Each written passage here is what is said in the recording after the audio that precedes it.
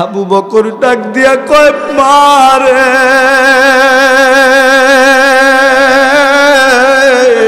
আমি আমার নবীর নামাজের মুসল্লায় দাঁড়াইয়া আমি নামাজ পড়াইতে পারবো না রে আয়সা, আমি পারবো না। আল্লাহর পয়গম্বর নবীজি যেই মুসল্লায় দাঁড়াইছে ওই মুসল্লায় আমি আবু বকর দাঁড়াইতে পারবো না। আল্লাহর পয়গম্বর কথা বলতে পারে না, আঙ্গুলের ইশারা দিয়া ডাক দিয়া কয় আবু বকর আমি নবীজি অনুমতি দিলাম রে, আমি নবীজি আদেশ করলাম আজকের নামাজের ইমাম তুমি। আল্লাহর পয়গম্বর এই কথাটা যেই মুহূর্তে বলেছে এমন সময় আবু বকর ডাক দিয়া কয় আয়েশা গো আমি যদি আজকে জামাত নামাজের মুসাল্লায় দাঁড়াইয়া ইমামতি করি আমার মনে হয় আর কোনোদিন নবীজি মসজিদে নববীর মিনারায় যাবেন না, যাবেন না। আবু বকর নবীজির কথা মানতে যাইয়া নবীজির কোন যায় নামাজের মুসাল্লায় দাঁড়াইয়া নামাজ শুরু করে দিয়েছে। ওদিক দিয়া মসজিদের যত জুড়ে জুড়ে আওয়াজ ছিল আওয়াজগুলো বন্ধ হয়ে গিয়েছে। আল্লাহর পয়গম্বর কান পেতে শুনে মসজিদের আওয়াজ বন্ধ, কেউ কথা বলে না। আল্লাহর পয়গম্বর আয়েশাকে ডাক দিয়া বলেন আয়েশা গো মসজিদে নববীর কান্নার রুল কেমনে বন্ধ হইল? ওগো নবীজি আপনারা আমার বাবা আবু বকরকে ইমাম বানাইছে। ওগো নবীজি আমার বাবার নেতৃত্বে আজকের জামাত পরিচালনা করছে। আল্লাহর পয়গম্বর মাথা মুবারক উঠাইতে পারেন না। আল্লাহর পয়গম্বর নবীজি আম্মা জান আয়েশার বুকের সাথে ঠেস লাগাইয়া মসজিদে নববীর সাইটের জানালাটা কুইলা দিয়া আল্লাহর পয়গম্বর শিশু বাচ্চাদের মতো সামনের দিকে তাকাইয়া সাহাবায়ে কেরামদের নামাজগুলো নবীজি দেখেন। নবীজি দেখেন আর চোখ বেয়ে বেয়ে টপ টপ টপ টপ করে পানি পড়ে। আল্লাহর পয়গম্বরের আয়েশা ডাক দিয়া বলেন নবী গ আমার বাবার ইমামতি কি আপনার পছন্দ হয় না? নবীজি এই জন্য আপনি কাঁদতেন নাকি? আল্লাহর পয়গম্বর ডাক দিয়া কয় আয়েশা রে আয়েশা লালা আমি এই জন্য কান্দি না। ওগো নবীজি আপনার কি কোনো কষ্টের কথা মনে কইছে নাকি?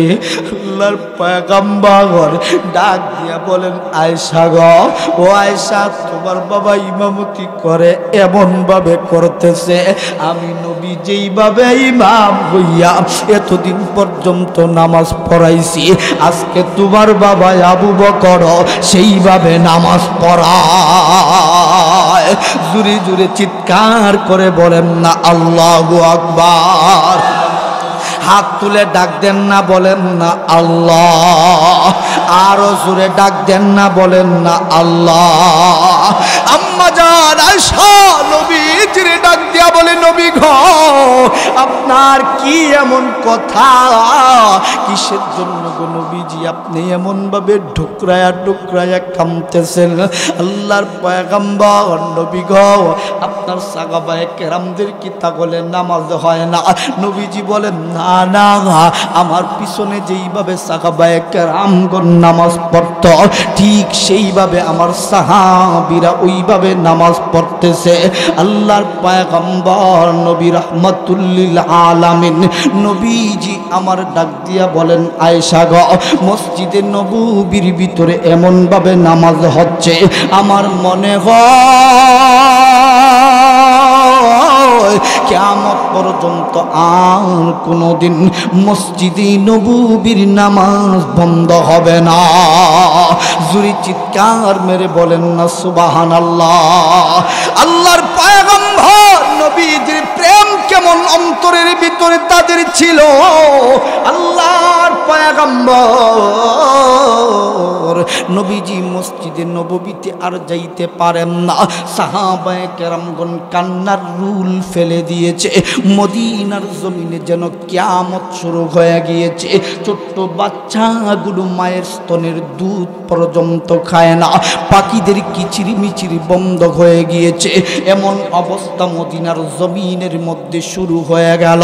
আল্লাহর পয়গম্বর নবীজির কখনো কখনো হুশ আসে, আবার কখনো কখনো হুশ চলে যায়। আল্লাহর নবী বলেন জাম্মিলুনি জাম্মিলুনি, বড় কোনো চাদর দিয়া, বড় কোনো কম্বল দিয়া আমি নবীজিকে জড়াইয়া ধরে আয়েশা, আমি নবীর বড় ঠান্ডা লাগে।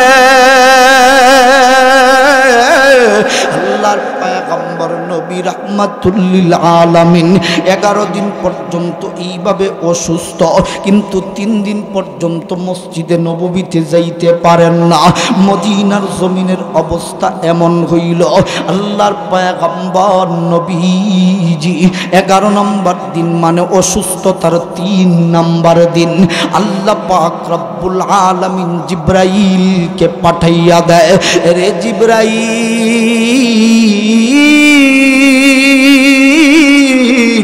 আমার বন্ধুর কাছে সালাম নিয়া যাইবা, সালাম নিয়া যাইবা। আল্লাহর পয়গম্বর নবীজির কাছে হযরতে জিবরাইল চলে আসছেন। দরজার সামনে উপস্থিত আম্মা জান হযরতে ফাতেমা উপস্থিত। নবীজির সামনে যখন আজরাইল আসবে, অনুমতি নিয়ে আসবার চায়। রে বন্ধু আমার, আপনার সামনে আজরাইল কোনোদিন অনুমতি নিবার আসে না, আসে না। আমাদের অ্যাক্সিডেন্ট রাস্তাত হয়, আমাদের অ্যাক্সিডেন্ট বাড়িতেও হইতে পারে। রে বন্ধু আজরাইল কারো কাছে বইলা কইয়া আসে না। আল্লাহর পয়গম্বর নবীর দরজার সামনে উপস্থিত। আল্লাহ বলে অনুমতি ছাড়া ঘরের ভিতরে ঢুকবি না, ঢুকবি না। আল্লাহর পয়গম্বর হঠাৎ করে কিছুটা যেন ওই দিন সুস্থ হয়ে উঠলেন।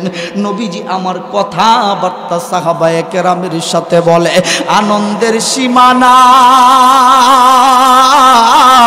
সাহাবায়ে কেরামদের মনের ভিতরে বড় আনন্দ, আল্লাহর পয়গম্বর সুস্থ হয়ে উঠেছেন। কিন্তু বন্ধু নবীজি আমার সাহাবায়ে কেরামদের সাথে যার সাথেই দেখা হয়, ও সাহাবীরা আমি নবীজি বড় কষ্ট করে নামাজ পেয়েছি, নামাজটাকে তোমরা প্রতিষ্ঠিত করো, প্রতিষ্ঠিত করো। ব্রাহ্মণবাড়িয়ার মানুষ, হবিগঞ্জের মানুষ, এদের ইমান পাওয়ারফুল ইমান। আর একটু জোরে বলেন। ব্রাহ্মণবাড়িয়ার মানুষের আওয়াজ যদি ছোট হয়, শাহজালাল মজরুদে আমনি রহমতুল্লাহি আলাইহি তিনার কবরস্থান হলো সিলেটে। 750 বছর পূর্বে তিনি আসছিলেন আমাদের এই বাংলাদেশে। কেন? মুসলমান যদিও ওই সময় বাংলাদেশে কম ছিল, মুসলমানদের উপরে নির্যাতন বেশি ছিল। কথাটা ফোকাডোনার একটা জোরে বলেন। আর এখনো বাংলাদেশে মুসলমান আছে ঠিকই, এর পরেও যে মুসলমানদের উপর নির্যাতন কম হয় তেমন না। কথাটা ফোকাডোনার একটা জোরে বলেন। মুসলমানরা মাহফিল করতে গেলে বাধা দেয়, এরকম আছে না নাই? মুসলমানের অমুক বক্তা ওয়াজ করতে পারবে না, অথচ সামনে হলো দুর্গা পূজা। এই দুর্গা পূজায় পুলিশ যেয়া পাহারা দেয়। কথাটা পকেটনার একটা জোরে বলেন ঠিক না? অথচ আমরা মুসলমান, শান্তিপ্রিয় মুসলমান, আমরা কখনো কোনোদিন পায়ে পাড়া দিয়া ঝগড়া করি না। আমরা মুসলমানরা দেয়ালে যখন পিঠ টেকে যায়, তখন আমরা ফিরাবার জন্য মাঝে মধ্যে কিছু কথা বলি এবং হাতের ইশারায় কিছু যদি ঢিল মারতে যাই, অ্যাটম বোমের চাইতে বেশি কাফেরদের উপরে লাগে। তোমরা কি পায়ে পাড়া দিয়ে ঝগড়া করেন না লোক? কথা বলেন। মুসলমান কখনো কোনোদিন পায়ে পাড়া দিয়ে ঝগড়া করে না, মুসলমানদেরকে মাঠে নামাবার চায়। মুসলমান শোনো, তোমার জাগ্রত ঈমানকে জাগিয়ে উঠাও, এখনো সময় আছে। নাস্তিক আর মুরতাদগুলো গোটা কয়েকজন আমরা যদি হাইটা যাই, বেশি থেকে বেশি আমরা মুসলমানরা যদি প্রস্রাব করি, সব নাস্তিক মুরতাদগুলো প্রস্রাবের সাথে ভেসে যাবে। এরপরেও তোমার এত ভয় কেন? তোমার এত ভয় কেন? আল্লাহর নবী বলেছেন, শোনো, মুসলমানদের এক ভাই যদি আঘাতপ্রাপ্ত হয়, তুমি মনে করো তোমার শরীরে লেগেছে। আফগানিস্তানে মুসলমানদের উপরে নির্যাতন করা হয়েছিল, আমরা মুসলমানরা তখন প্রতিবাদ করেছি। ফিলিস্তিনে বর্তমানে মুসলমানদের উপরে ওই ইসরায়েলি হানাদার বাহিনীরা আমার মুসলমানদের বুকের তাজা রক্তকে জমিনে ফেলতেছে। মুসলমান শোনো, আমরা যখন দেখেছি দেয়ালে পিঠ থেকে গিয়েছে, মাত্র হামাসের কয়েকজন মিলে কয়েকটা রকেট বোমা ছেড়েছে, ইসরায়েলের প্রস্রাব পায়খানা ছুটেছে। মুসলমান শোনো, এখনো সময় আছে, এক হয়ে যাও, এক হয়ে দেখো। আল্লাহর কসম করে বলি, কোন নাস্তিক, কোন মুরতাদ, ইহুদি বেঈমানের বাচ্চারা মুসলমানদের দিকে চোখ তুলে তাকাবার সাহস পাবে না। এখনো কেন তুমি ঘুমিয়ে থাকবো? সময় আছে, সামনে মনে করো না? এখনো কি মনে করো যে সামনে সময় আছে? দুর্দিন আসার আগে আগে মুসলমান শোনো, সামনে আগাও। মুসলমানের বেশে, ওমরের বেশে, আলীর বেশে। মুসলমান শোনো, রাহমাতুল্লিল আলামিন বদর প্রান্তে যুদ্ধে যাবে, 313 জন উপস্থিত। আল্লাহর পয়গম্বর টেনশনে পড়ে গিয়েছে। আল্লাহ বলে, হাবিব আমার টেনশন করবেন না, ওয়ালাকাদ নাসারাকুমুল্লাহু বিবদর ওয়া আনতুম আযিল্লা। হাবিব আমার, আপনার সাথে অস্ত্র কম হতে পারে, আপনার সাথে সঙ্গী কম হতে পারে, আমি মহান আল্লাহ বলে দিলাম, সাহায্য আমি করব। মুসলমান শোনো, মালিকের সাহায্য নিয়ে সামনে চলো। দেখবা কোন নাস্তিক আর কোন মুরতাদ কখনো মুসলমানদের উপরে চোখ তুলে তাকাবে, দূরে থাক। কখনো কোন সময় মুসলমানদের বিরুদ্ধে কথা বলার সাহস পাবে না। এখনো কেন তুমি এমন আছো? বীরের জাতি, তুমি বিড়ালের জাতি হয়ে আছো কেন? আমরা তো বীরের জাতি। জোরে বলেন, কিসের জাতি? আমরা তো বীরের জাতি। আমরা তো মুসলমান পলায়ন করার জাতি নই। আমরা তো বদরে দেখিয়েছি, আমরা তো উহুদে দেখিয়েছি, আমরা তো খায়বারে দেখিয়েছি। আবারও যদি আসে এমন সময়, উমরের মতো বীর সামনে নিয়ে, মামুনুল হককে সামনে নিয়ে, আলী হাসান উসামাকে সামনে নিয়ে, আল্লামা ওয়ালি ফরিকে সামনে নিয়ে, শাইখ আব্দুল সাহেব চরমুনাইকে সামনে নিয়ে, সামনে আপনারা থাকেন, আমরা পিছনে আপনাদেরকে আমরা অটলভাবে থাকবো। আপনাদের যদি সামনে বন্দুকের গুলি আসে, আমরা সামনে আছি, বুক পেতে দেব। পিছন দিক দিয়া আপনাদের যদি গুলি আসে, আমরা বুক পেতে দিব, আমাদের জান দিয়ে দিব। আপনাদের রাহবারদের উপরে আঘাত করতে দেব না। শুধু আমাদেরকে সামনে কিভাবে আগাতে হবে, দল মত নির্বিশেষে। মুসলমান আর দলাদলির দিন নাই। দেখেন না, ফিলিস্তিনে, শুধুমাত্র ফিলিস্তিনে আঘাত এনেছে হামাস একদিন। কয়দিন? জোরে বলেন, কয়দিন? একদিন হামাস মাত্র 20 মিনিট আক্রমণ করেছে, পিঠ দেয়ালে টেকে গিয়েছিল। এই জন্য দেখবেন আমেরিকার ঘুম নাই। ঠিক না বে ঠিক? জোরে বলেন, ঠিক কি না? আমেরিকার ঘুম নাই। আমেরিকার মনে হইল, হায় রে, ইসরায়েল রে ধইরা লাইছে, মানে আমরাও ছাড়ত না। কারণ হেরা ভালো করে জানে মুসলমানরা কিসের জাতি। কথাটা ফকেট না রেখা জুড়ে বলেন। মুসলমানরা জুড়ে বলেন কিসের জাতি? তাহলে মুসলমানরা যে বীরের জাতি হারা ভালো কইরা জানে। বদর প্রান্তে যুদ্ধে আমরা পারি নাই, খায়বারে আমরা পারি নাই, হুনাইনের যুদ্ধে আমরা পারি নাই, মক্কা বিজয়ের যুদ্ধে আমরা পারি নাই। আমরা রাসূলের অনুসরণ থেকে দূরে চলে গিয়েছি, এই জন্য আমরা পদে পদে মারি খাই। এখনো নবীর অনুসরণ করে দেখো, মারি খাবা না, যেখানেই যাবা ইজ্জত দিয়ে আসবা। আর নবীর অনুসরণ থেকে দূরে গিয়েছ, অনুসরণ থেকে দূরে আসলে, অনুসরণ থেকে নবীর দূরে আসলে শান্তি পাওয়া যায় না, অশান্তিতে ডুবে মরতে হয়। আমেরিকা দেখেছে, ভালো করে চিন্তা করে দেখেছে, না রে আমাদের অবস্থা তো খারাপ। যদি 20 মিনিটের আক্রমণে যদি ইসরায়েল এত শক্তিশালী একটা রাষ্ট্র, মিসাইল ডুম দিয়া তারা পুরা দেশটাকে বেষ্টন করে রেখেছে, একটা মশা ঢুকতে গেলেও তাদেরকে জিজ্ঞেস করে ঢুকতে হয়। ওই জায়গার মধ্যে 5000 রকেট বোম আমাদের মধ্যে মেরেছে। এখন দেখা যায় ইসরায়েল থেকে ইহুদিরা ভাগার জন্য এমন অবস্থা করতেছে, বিমানবন্দরে যাইয়া কোন বিমানে উঠবে, বিমান ভুললে গিয়া উল্টা হোল্টা বিমানে উঠা শুরু হয়েছে। কথাটা ফকেরনার একটা জুড়ে বলেন। তাহলে 5-7 মিনিটের আক্রমণে যদি এই অবস্থা হয়, তাহলে আমরা মুসলমানরা যদি সব এক হয়ে আক্রমণ করতে পারতাম, ইহুদি আর নাস্তিক মুরতাদ খ্রিস্টানের বাচ্চারা, হিন্দুর বাচ্চারা মুসলমানদের উপরে কথা বলার দুঃসাহস করত না। নবীও জিহাদ করেছেন, আমরাও জিহাদ করি।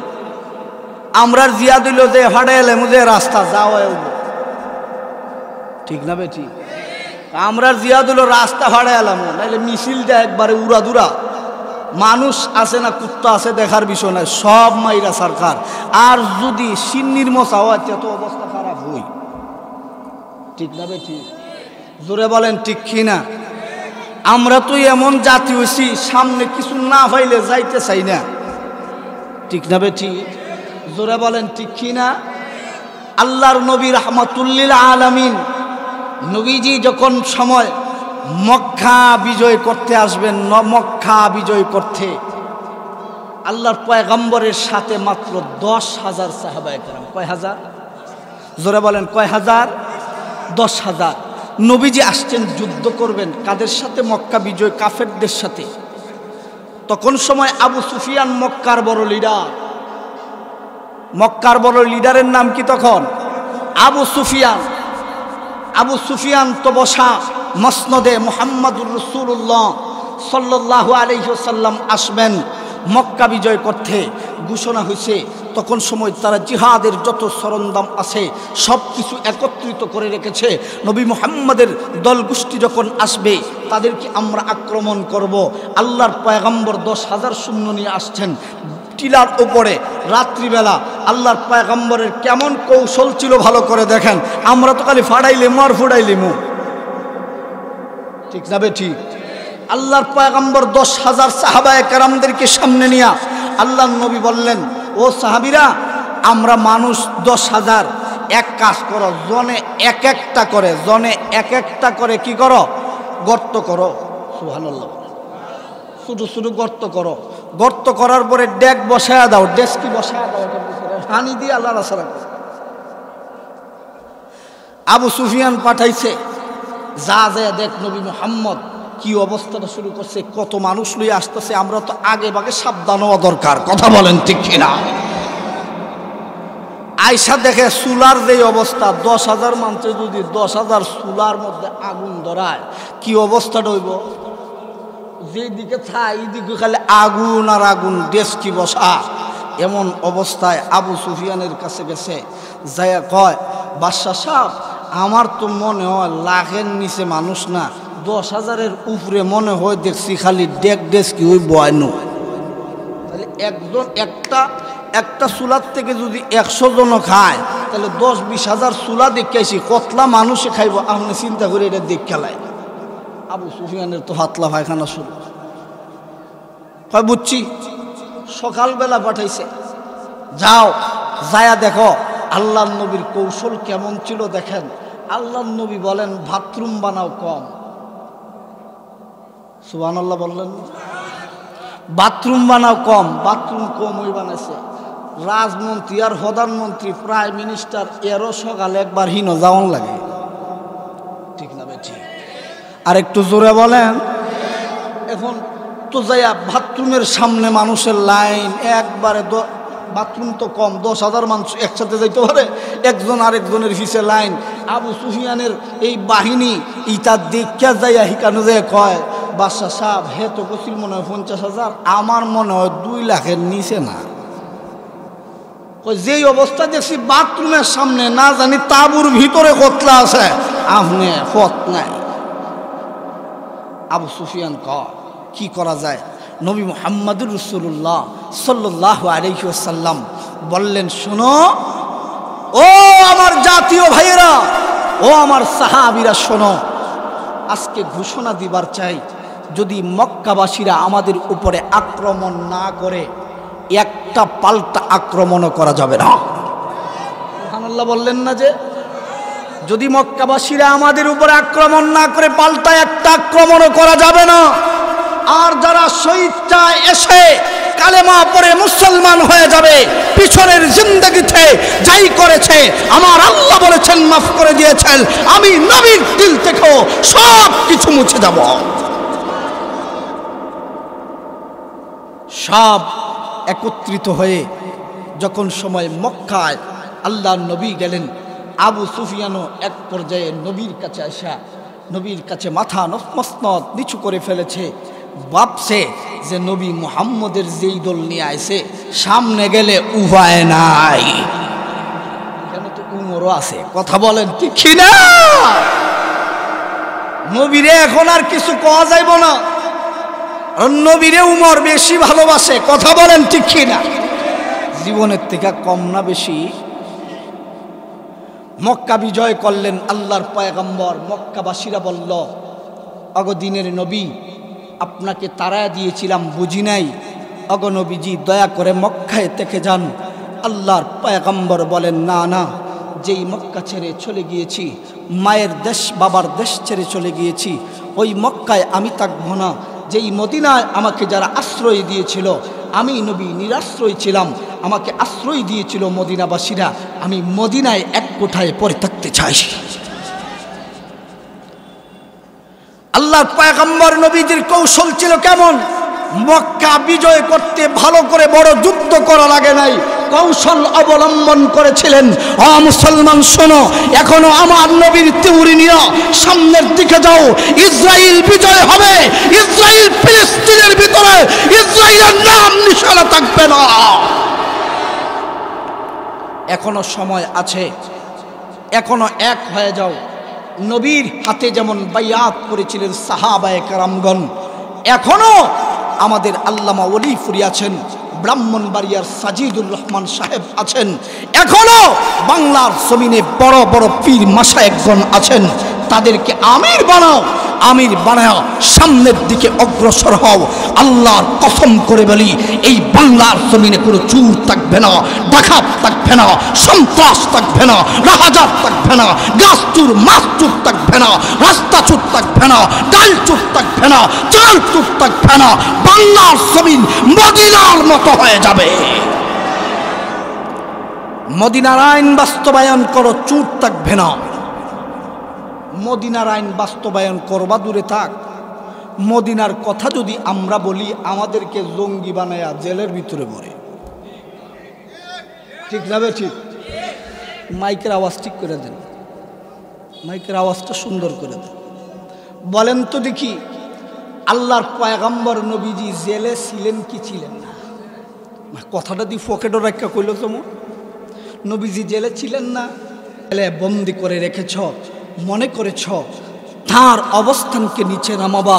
এখনো তাকায়া দেখো, আল্লামা মামুনুল হকের জন্য হাজারো মানুষ জান দিতে প্রস্তুত রয়েছে।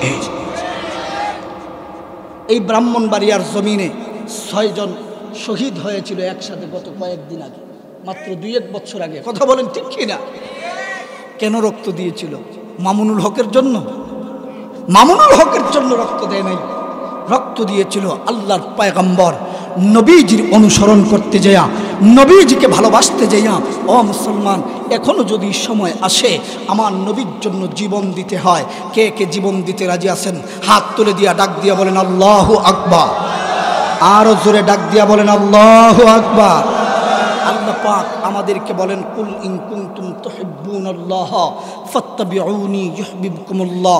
হাবিব আমার আপনি বলে দিন ইন কুনতুম তুহিব্বুনাল্লাহ, যারা আমি আল্লাহকে পেতে চায়, আমি আল্লাহকে ভালোবাসতে চায়, ফাত্তাবিউনি ইউহিব্বুকুমুল্লাহ। ওগো আমার হাবিব তারা যেন আপনার অনুসরণ অনুকরণ করে। আল্লাহর পয়গম্বর নবীজিকে আল্লাহ জানায়া দেয় ওয়াগফির লাকুম যুনুবাকুম ওয়াল্লাহু গফুরুর রহিম। হাবিব আমার আপনাকে কেউ যদি অনুসরণ অনুকরণ করে আমি আল্লাহ পাক বলে দিলাম ওয়াল্লাহু গফুরুর রহিম, আমি রহমান আর রহিম হইয়া, আমি গফফার হইয়া আমি আপনার বান্দার জীবনের গুনাহ মাফ করে দিব। আমি আমার বান্দার জীবনের গুনাহ মাফ করে দিব।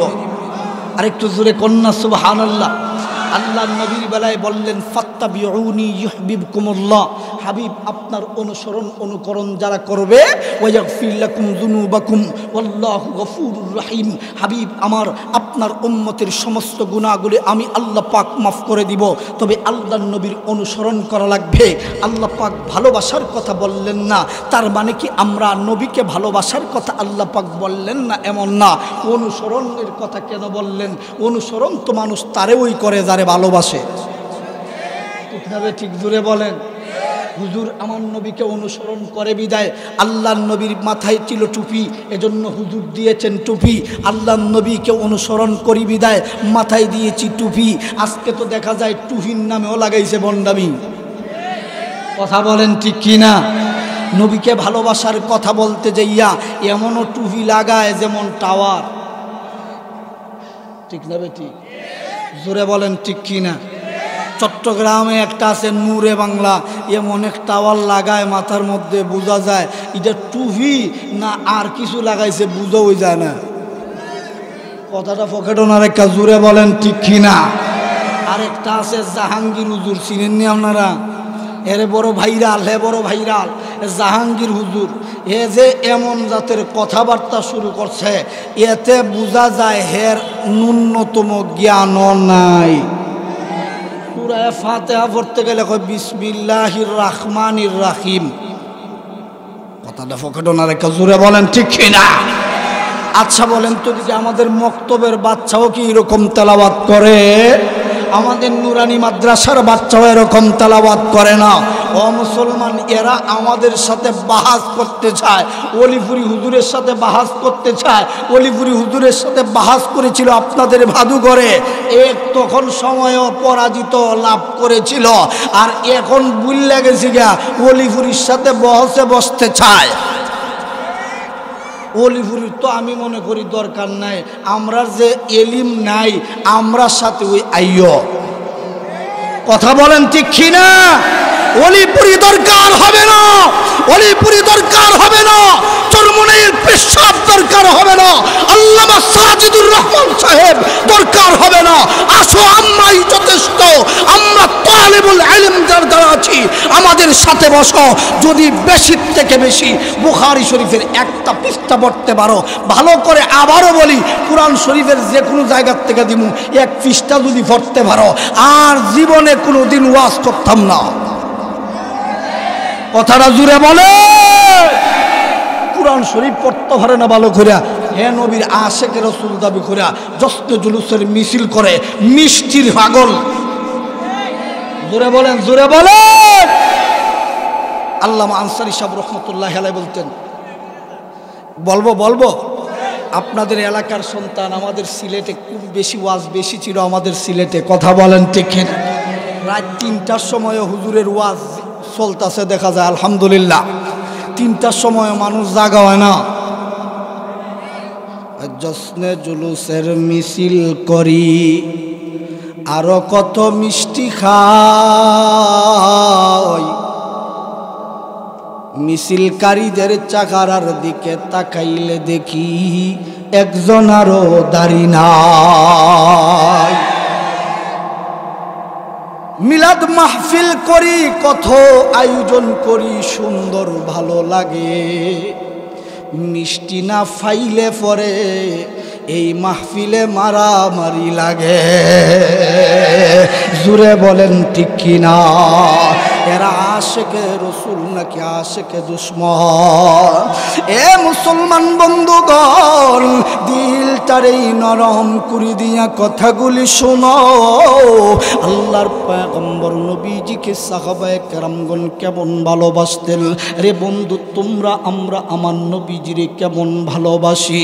আল্লাহর পয়গম্বর নবীজি একটা মজমার ভিতরে একদিন ডাক দিয়া বললেন, ও সাহাবীরা, তোমরা আমি নবীজিরে কে কতটুকু ভালোবাসো? কেউ কোনো কথাই বলে না। হঠাৎ করে হযরত উমর হাত উঠাইছে। হযরত উমরকে আল্লাহর পয়গম্বর ডাক দিয়া বলেন, উমর রে, কিছু কি তুমি বলবার চাও নাকি? হযরত উমর ডাক দিয়া বলেন, নবী গো, আমি বলবার চাই আমি নবীজিকে ভালোবাসি। আল্লাহর পয়গম্বর নবীজি উমরকে ডাক দিয়া বলেন, উমর রে, আমি নবীজিরে তুমি কতটুকু ভালোবাসো?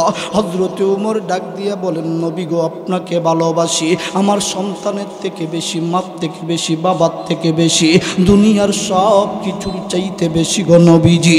কিন্তু আমি উমরের জান বাদ দিয়া আল্লাহর পয়গম্বর নবীজি উমরকে ডাক দিয়া বলেন, উমর রে, না রে উমর, না না, এখন পর্যন্ত রে উমর তুমি খাঁটি মুমিন ঈমান বলা হইতে পারো নাই। হযরত উমর এর পরের জবাবে ডাক দিয়া বলেন, নবী গ, বুঝতে পেরেছি গো নবীজি, আপনাকে কতটুকু ভালোবাসা লাগবে এই মুহূর্তে বলি দিলাম গো নবীজি, আমি উমরের জীবনের চাইতেও বেশি ভালোবাসি আপনি নবীজিকে।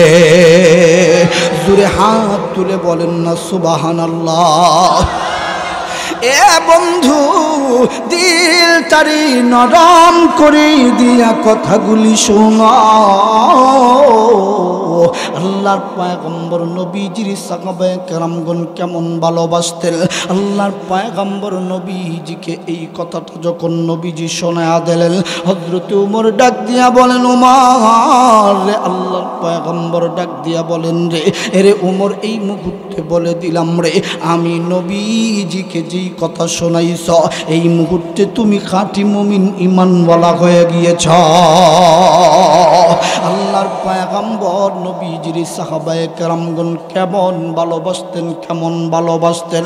আল্লাহর পয়গম্বর নবীজি আমার একদিন বিলালকে ডাক দিয়ে বললেন, বিলাল রে, মসজিদে নববীর মিনারায় চলিয়া যাও। মসজিদে নববীর মিনারায় যাইয়া বলবা, হাইয়া আলাল জিহাদ, হাইয়া আলাল জিহাদ বইলা বইলা হযরত বিলালকে বললেন, নবীজি যাও এই ঘোষণা দিবা আর এই কথাটা বইলা দিবা, যাও আসো কি কোনো নবীর আশিক নবীজি আমার যুদ্ধে যাবে, নবীজির সাথী কেউ হবে। আল্লাহর পয়গম্বর এইভাবে যখন বিলালকে শিখায়া দিলেন, হযরত বিলাল মসজিদ নববীর মিনারায় দাঁড়াইয়া ডাক দিয়া বলতেছেন, ও মদিনাবাসীরা, আসো কি কোনো নবীর আশিক নবীজির সাথে যুদ্ধে যাইবা, সন্তান থাকলে সন্তানটাকে যুদ্ধে পাঠাইবা, আসো কি কোনো নবীর আশিক মাল সম্পদ দিয়া যুদ্ধের মধ্যে শরীক হইবা। রে বন্ধু, এই বইলা যখন সময় হযরতে বিলাল ঘোষণা দিচ্ছে, একজন বিধবা মহিলার কানের মধ্যে আওয়াজটা চলে যায়। আল্লাহর পয়গম্বর নবীজির প্রেম তাদের অন্তরের ভিতরে কেমন ছিল। এ বৃষ্টির পাগল, সিলাপির পাগল, সইরা নাও, আল্লাহর পয়গম্বর নবীর প্রেম অন্তরের ভিতরে তাদের কেমন ছিল।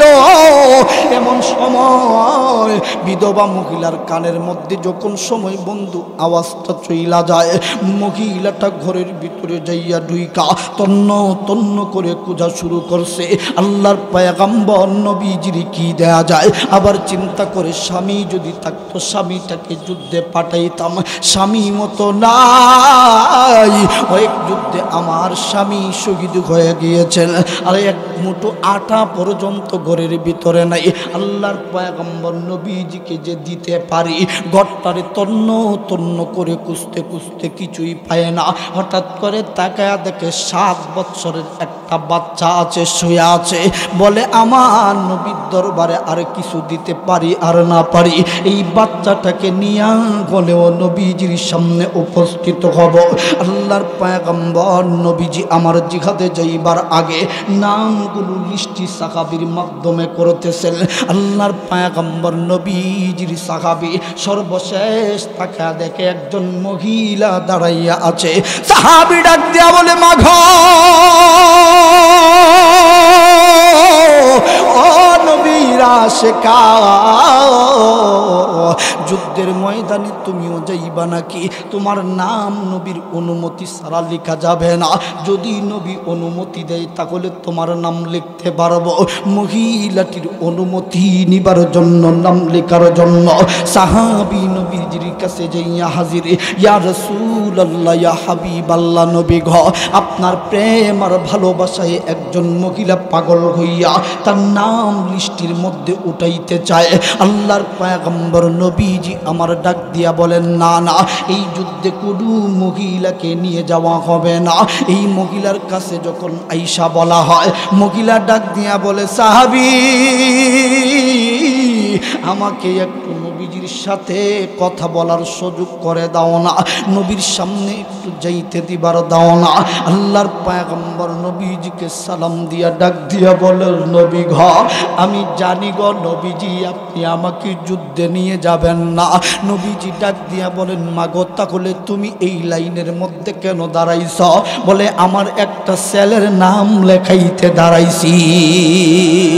আল্লাহর পয়গম্বর নবীজি বলেন, ছেলে হইলে যুদ্ধে নেওয়া যাবে, নামটাকে গো নবীজি আগে একটু লিখানে। আল্লাহর পয়গম্বর নবীজি বলেন, ছেলের নামটা ওঠাও। ও মা, তোমার ছেলে কই? ও গো নবীজি একটু নিচের দিকে তাকাল। আল্লাহর পয়গম্বর নিচের দিকে তাকায় দেখে ছোট্ট 7 বছরের বাচ্চা। নবীজি বলেন, কোথায় তোমার ছেলে? ও গো নবীজি এটাই আমার ছেলে।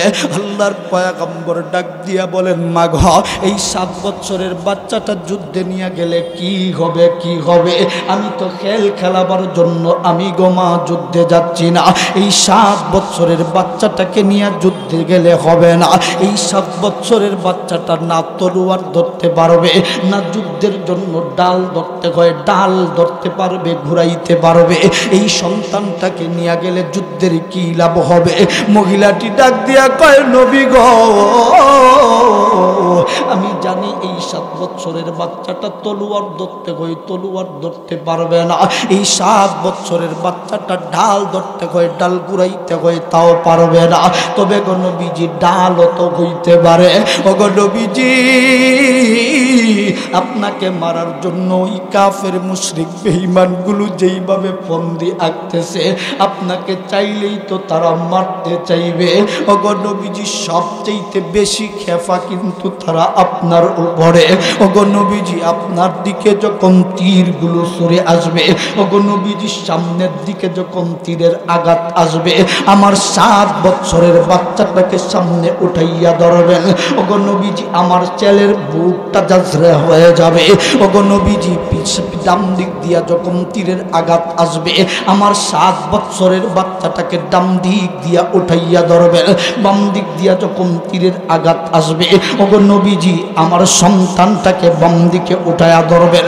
ও গো নবীজি, পিছন দিক দিয়া যখন তীরের আঘাত আসবে, আপনি আমার সন্তানটাকে উঠাইয়া ধরবেন। আল্লাহর পয়গম্বর, ও গো নবীজি, আমার এই 7 বছরের বাচ্চাটার বুক যাত্রা হয়ে যাবে, পিঠ যাত্রা হয়ে যাবে, রক্তকরণ হইতে হইতে আমার সন্তানটা শহীদ হয়ে যাবে।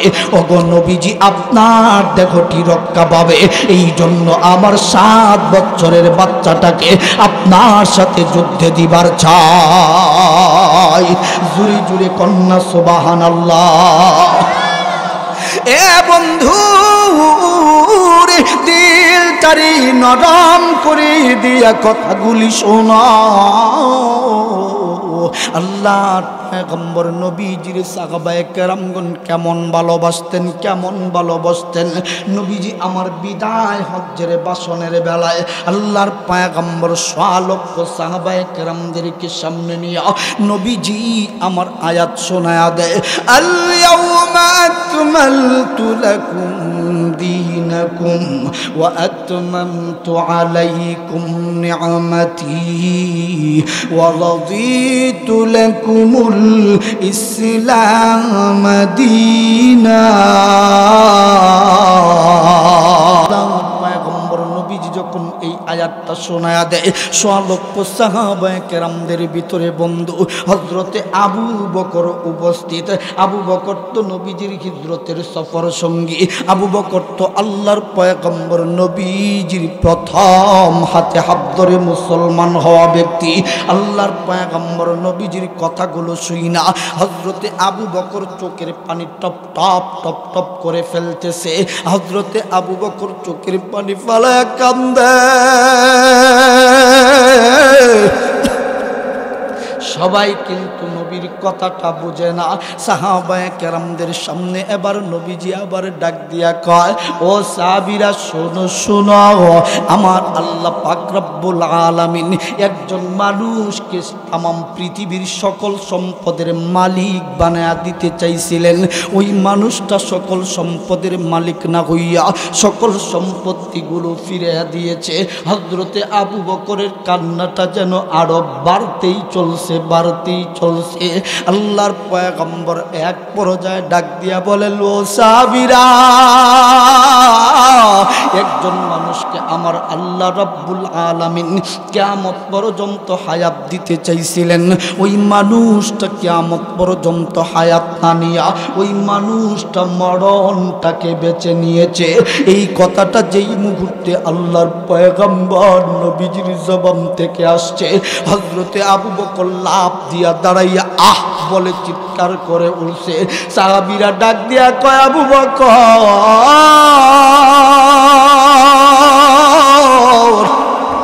এত সময় পর্যন্ত নবীজির বয়ান শুনতেছিলা, একবারও তো চোখের পানি ফালায় কামতে দেখলাম, চিৎকার করে আওয়াজ করতে শুনলাম না। সাহাবীরা ডাক দিয়া বলে, ও আবু বকর, জানবার চাই নবীজি কি বুঝাইতে চায়। আবু বকর ডাক দিয়া কয়, ও সাহাবীরা, আমি তো আমার নবীর এই কথা শুই না আহ বলে ডাক দিয়েছি। তোমরা নিজের জীবন সামাল দিতে পারবা না, পারবা না। তোমরা নবীর এই কথা শুনলেই জায়গায় দাঁড়ায় থাকতে পারবা না। না রে আবু বকর, এর পরেও বুঝাইয়া বলো, আল্লাহর নবী প্রথম ভাষণে এই কথা কি বলেছেন? বাল্লিগু আন্নী ওয়ালাউ আয়া, আল ইয়াউমা আকমালতু লাকুম দীনাকুম ওয়া আতমামতু আলাইকুম নি'মাতি ওয়া রাদিতু লাকুমুল ইসলাম দীনা। আমার আল্লাহ দিনকে পরিপূর্ণ করে দিয়েছেন। আজ থেকে দিন বাড়বেও না, দিন কমবেও না। আমার আল্লাহ দিন পরিপূর্ণ করে দিয়েছেন। কোন নবীর বেলায় আমার আল্লাহ এই কথা বলে না। আমার নবীর বেলায় যেহেতু আমার আল্লাহ এই কথা বলে দিয়েছেন, মানে আর নবীজি আমাদের মধ্যে আর নামাজ পড়াইবেন না, আর আমাদের মধ্যে দ্বীনের কথা আর বেশি দিন বলবেন না। আল্লাহ নবী প্রথম কথা বলেছেন, দুনিয়ার সকল সম্পদের মালিক আল্লাহ পাক একজনরে বানায়া দিতে চায়। ওই মানুষটা সকল সম্পদের মালিক না হইয়া সকল সম্পত্তিগুলো ফিরাইয়া দিয়েছে। কিন্তু বন্ধু, সব মানুষের সম্পদের দিকে লোভ আছে, আমার জানা মতে আবার নবীর কোনো লোভ নাই। কথা বলেন ঠিক কিনা? দূরে হাত তুলে বলুন ঠিক কিনা? এ বন্ধু, দিল তারি নরম করে দিয়া কথাগুলি শোনা। আল্লাহর পয়গম্বর এর পরের কথা বলেছেন যে আমার আল্লাহ রব্বুল আলামিন একজন মানুষকে কিয়ামত পর্যন্ত হায়াত দিতে দিতে চাইছিলেন, ওই মানুষটা কিয়ামত পর্যন্ত হায়াত না নিয়া ওই মানুষটা মরণটাকে বেছে নিয়েছে। তার মানে হইল আল্লাহর পয়গম্বর নবীজি আর বেশি দিন আমাদের মধ্যে থাকবেন না। আল্লাহর পয়গম্বরের এই কথাটা আমি বুঝতে পেরেছি। সাহাবায়ে কেরাম ডাক দিয়া কয়, আবু বকর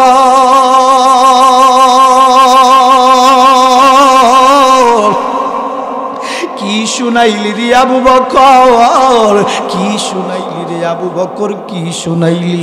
যেই নবীকে দেইকা সন্তান ছেড়েছি, মা ছেড়েছি, বাবা ছেড়েছি, যেই নবীজির পিছনে নামাজ না পড়লে শান্তি লাগে না, আল্লাহর পয়গম্বরের এই কেমন কথা শোনাইলি রে বন্ধু? দিলের কান লাগায়া কথাগুলি শুইনা না।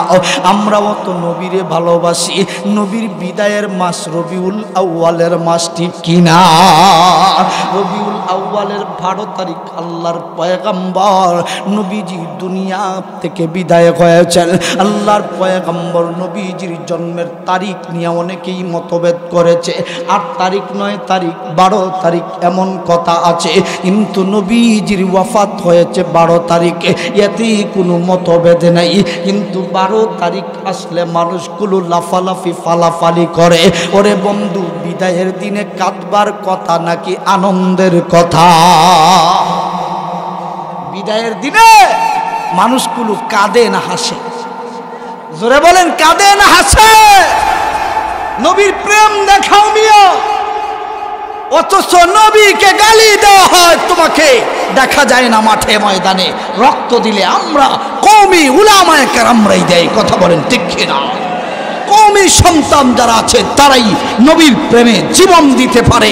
নবীর ইজ্জত রক্ষা করার জন্য শাপলা চত্বরে গিয়েছিলাম, রক্ত দিয়ে আসছি।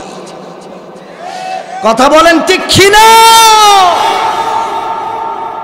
আমার নবীজি অসুস্থ হয়ে গিয়েছে। নবীজি 11 দিন পর্যন্ত অসুস্থ। এর ভিতরে 8 দিন পর্যন্ত নবী মসজিদে নববীতে যাওয়া আসা করেছেন।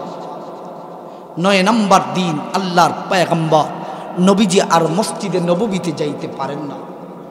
নবীজির মাথায় দারুণ যন্ত্রণা শুরু হয়েছে। আল্লাহর পয়গম্বরের বুকে বড় দারুণ যন্ত্রণা শুরু হয়েছে। ওইদিকে হযরতে বিলাল আযান দিয়েছেন, জামাতের সময় হয়ে গিয়েছে। সাহাবায়ে কেরাম কাতার বন্দী হয়ে দাঁড়িয়ে আছে। আল্লাহর পয়গম্বর নবীর অপেক্ষা করতেছে। নবীজি যাচ্ছেন না। আম্মাজান আয়েশার ঘরে হুজরায় নবীজি, আম্মাজান আয়েশা নবীকে কানে কানে ডাক দিয়া বলে, নবী গো, আপনি কি আজকে নামাজ পড়াইতে যাবেন না? মুসলমান ভাইরা রে আমার, আল্লাহর পয়গম্বর নবীজি আয়েশাকে ডাক দিয়া বলেন, আয়েশা গো, মসজিদে নববীর ভিতরে সাহাবায়ে কেরামদের কি অবস্থা? ওগো নবীজি, মসজিদে নববীর ভিতরে আপনার সাহাবায়ে কেরামগণ কাতার বন্দী হয়ে বসে আছে। ওগো নবীজি, আপনি গেলেই তারা নামাজ পড়বে। ওগো নবীজি, আপনি কি নামাজ পড়াইবেন না? আল্লাহর পয়গম্বর নবীজি আয়েশাকে ডাক দিয়া বলেন, আয়েশা গো, আমারও তো মন চায় আমার সাহাবায়ে কেরামদেরকে নিয়ে নামাজ পড়াই, কিন্তু রে আয়েশা, আমি নবীজির মাথায় যে বড় দারুণ ব্যথা, আমি নবীজির বুকে যে বড় দারুণ যন্ত্রণা সহ্য করবার পারি না রে আয়েশা, সহ্য করবার পারি না। আল্লাহর পয়গম্বর নবীজিকে আম্মাজান আয়েশা ডাক দিয়া বলেন, নবী গ, আপনার অসুস্থ সাহাবায়ে কেরামগণ জানে, কিন্তু আপনার অনুপস্থিতিতে মসজিদে নববীর কি অবস্থা জানেননি। সাহাবায়ে কেরাম অপেক্ষা করতে করতে সাহাবায়ে কেরামের বুঝতে আর বাকি নাই। আমার নবী নবীজির অসুস্থতা বেড়ে গিয়েছে। মসজিদে নববীর ভিতরে গইরাইয়া সাহাবায়ে কেরাম কান্না শুরু করে দিয়েছে। এখনো আমার নবী দুনিয়ায় আছে, এরপরেও সাহাবায়ে কেরামদের এমন অবস্থা। আল্লাহর পয়গম্বর আম্মা জান আয়েশাকে ডাক দিয়া বলেন, আয়েশা গো, মসজিদে নববীর অবস্থা বড় করুণ হয়ে গিয়েছে। ও আয়েশা, আমি নবীজির মন চায় নামাজটা পড়াইতে, কিন্তু রে আয়েশা, আমি নবীজি মাথা মুবারক উঠাইতে পারি না। এ আয়েশা, তোমার বাবা আবু বকরকে ডাক দাও। আল্লাহর পয়গম্বরের কথা মতো আবু বকরকে ডাক দেয়া হয়। আবু বকরের সাথেও আবার নবীজি জুড়ে কথা বলতে পারে না। আম্মা জান আয়েশারে বলেন, আয়েশা, তুমি তোমার বাবাকে বলে দাও আজকের নামাজের ইমামতি যেন তোমার বাবা আবু বকর করে। আবু বকরের কাছে যখন সময় আম্মা জান আয়েশা এই কথাটা বলে, আবু বকর ডাক দিয়া কয়, মারে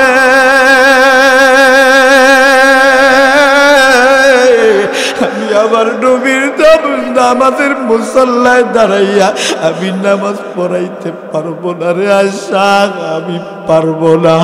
আল্লাহর পয়গম্বর নবীজি যেই মুসাল্লায় দাঁড়াইছে ওই মুসাল্লায় আমি আবু বকর দাঁড়াইতে পারবো না। আল্লাহর পয়গম্বর কথা বলতে পারে না, আঙ্গুলের ইশারা দিয়া ডাক দিয়া কয়, আবু বকর, আমি নবীজি অনুমতি দিলাম রে, আমি নবীজি আদেশ করলাম আজকের নামাজের ইমাম তুমি। আল্লাহর পয়গম্বর এই কথাটা যেই মুহূর্তে বলেছে, এমন সময় আবু বকর ডাক দিয়া কয়, আয়েশা গো, আমি যদি আজকে জামাত নামাজের মুসাল্লায় দাঁড়াইয়া ইমামতি করি, আমার মনে হয় আর কোনোদিন নবীজি মসজিদে নববীর মিনারায় যাবেন না। আবু বকর নবীজির কথা মানতে যাইয়া নবীজির কোন যায় নামাজের মুসাল্লায় দাঁড়াইয়া নামাজ শুরু করে দিয়েছে। ওদিক দিয়া মসজিদের যত জুড়ে জুড়ে আওয়াজ ছিল, আওয়াজগুলো বন্ধ হয়ে গিয়েছে। আল্লাহর পয়গম্বর কান পেতে শুনে মসজিদের আওয়াজ বন্ধ, কেউ কথা বলে না।